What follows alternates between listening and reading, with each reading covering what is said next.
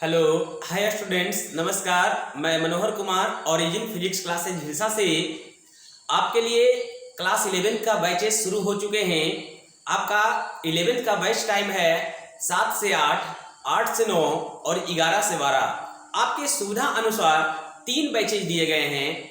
आप जिस भी बैच में चाहें उस बैच में ज्वाइन कर 11 का कोर्स कंप्लीट कर सकते हैं। आपके लिए कुछ वीडियो लेकर आए हैं तो उसको कृपया ध्यान से देखें, लाइक एवं सब्सक्राइब जरूर करें। तो कुछ वीडियो आपका है, जैसे कि हम मापन से संबंधित जानते हैं कि मापन क्या है। मापन यानी मेजरमेंट। मेजरमेंट क्या है?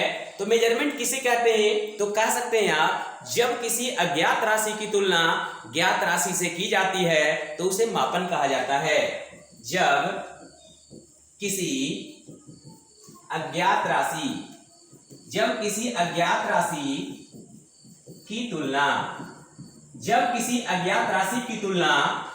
ज्ञात राशि से की जाती है। जब किसी अज्ञात राशि की तुलना ज्ञात राशि से की जाती है तो उसे मापन कहा जाता है। उसे मापन कहा जाता है।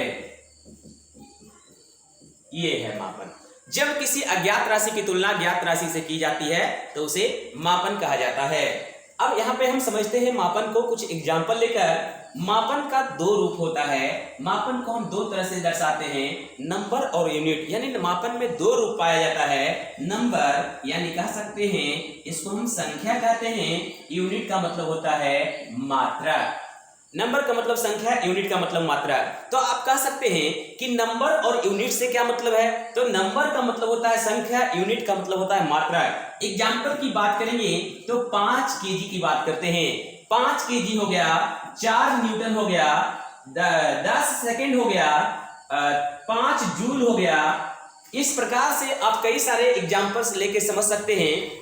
जैसे कि आपको हम कह रहे हैं कि 5 केजी, तो 5 केजी में आपका 5 जो है वह नंबर है और केजी जो है वह यूनिट होता है। उसी प्रकार से 4 न्यूटन है तो 4 नंबर है, एन है जो यहाँ पे न्यूटन है वह मात्रक है। इसी प्रकार से देख रहे हैं 10 आपका नंबर है और एस मतलब सेकंड है, यह आपका मात्रक है। तो यहाँ पे एक चीज कन्फर्म हो रहा है कि बिना मात्रक के यूनिट को बोलना अधूरा होता है। जैसे कि आपको यहाँ पे बता रहे हैं कि जैसे अगर हम 10 की बात करते हैं तो 10 जैसे ही बोला जाता है आपका दिमाग सर्चिंग पे लग जाता है। यानी आपका दिमाग सर्च करने लगता है कि किस चीज के बारे में बात करना चाहते हैं। 10 है क्या? न्यूटन है, जूल है, केल्विन है, किलोग्राम है, या कुछ भी कह सकते हैं कि 10 आखिर है क्या। जैसे ही 10 बोला जाएगा आपका दिमाग सर्चिंग पे लग जाएगा। जैसे ही हम ग्राम बोल देंगे या केजी बोल देंगे तो यहाँ पे आपका दिमाग स्थिर हो जाता है। यानी हम कह सकते हैं एक है और दूसरा नहीं है तो अधूरा है। जैसे आपको एग्जाम्पल के रूप में समझाया जाए तो जैसे कहते हैं कि सीता राम यानी सीता के बिना राम का नाम अधूरा आता है। राधा के बिना कृष्ण का नाम अधूरा आता है। इसी प्रकार से भाई बहन, इसी प्रकार से राजा रानी। तो कह सकते हैं एक नाम के बिना दूसरा अधूरा होता है। उसी प्रकार से कह सकते हैं कि नंबर के बिना यूनिट अधूरा होता है या यूनिट के बिना नंबर अधूरा होता है। जैसे कि आपसे बात करें कि जैसे 10 यहाँ पे न्यूटन की बात करें, एन, अगर हम एन लिखते हैं तो भी आपका दिमाग सर्चिंग पे चला जाता है। आपका दिमाग सर्च करने लगता है कि हम अंक के रूप में क्या लिखने वाले हैं।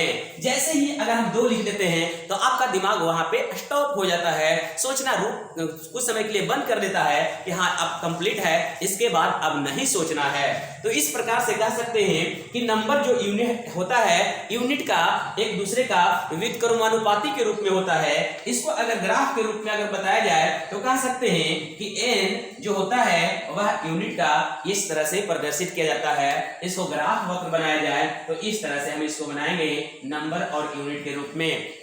क्योंकि आप जानते हैं कि यहाँ पे अगर 5 केजी की बात किए थे, अगर 10 केजी भी लिखते हैं, 100 केजी भी लिखते हैं, 1000 केजी भी लिखते हैं, तो आपका ये नंबर तो बढ़ रहा है, लेकिन केजी में कोई परिवर्तन नहीं हो रहा है। हमेशा हर किसी के साथ केजी का ही इस्तेमाल किया जा रहा है। इसलिए आप कह सकते हैं कि नंबर यूनिट का यहाँ पे व्युत्क्रमानुपाती होता है, यानी एक के बिना दूसरा काम नहीं चलेगा। जिस प्रकार से राधा के बिना कृष्ण का नाम अधूरा होता है।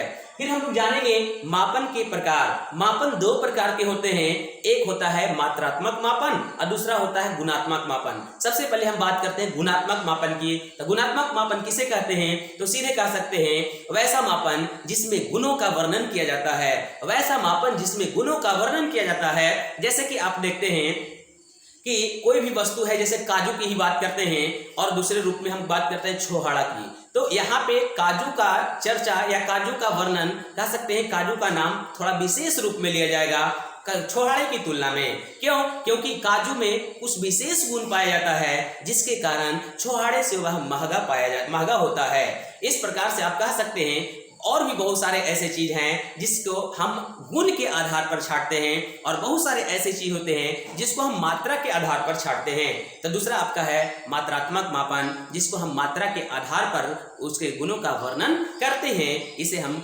मात्रात्मक मापन कहते हैं। थैंक यू, धन्यवाद।